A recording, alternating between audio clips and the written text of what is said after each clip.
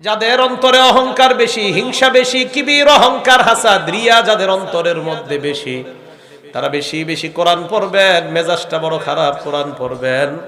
কোরআন যত বেশি পড়বেন আপনার অন্তর তত বেশি স্বচ্ছ হয়ে যায়, পরিষ্কার হয়ে যাবে কোরআন যত পড়বেন। ওয়াহুদা, কোরআন হলো হেদায়েত।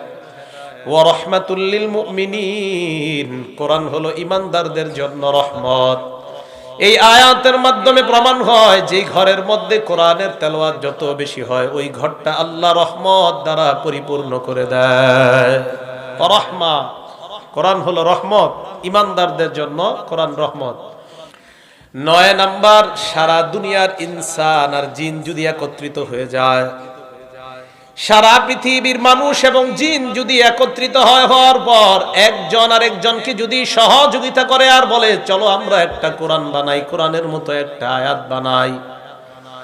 সূরা বানী ইসরাঈলের ৮৮ নম্বর আয়াতে আল্লাহ বলেন, কুল লা ইন ইজতামাতিল ইনসু ওয়াল জিন্নু আলা আন ইয়াতু বিমিসলি হাযাল কুরআন, সারা পৃথিবীর জিন ইনসান সবাই একত্রিত হয়ে যদি এই কোরআনের মতো বানাইতে চায়, লা ইয়াতুনা বিমিসলিহি, কোরআনের মতো তারা বানাইতে পারবে না।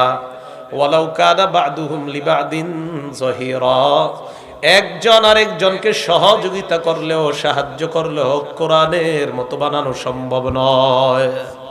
এটা কোরআনের একটা চ্যালেঞ্জ কিয়ামত পর্যন্ত। এটা হলো ৯ নাম্বার, কোরআনের মতো একটা কোরআন পৃথিবীর কেউ বানাতে পারবে না।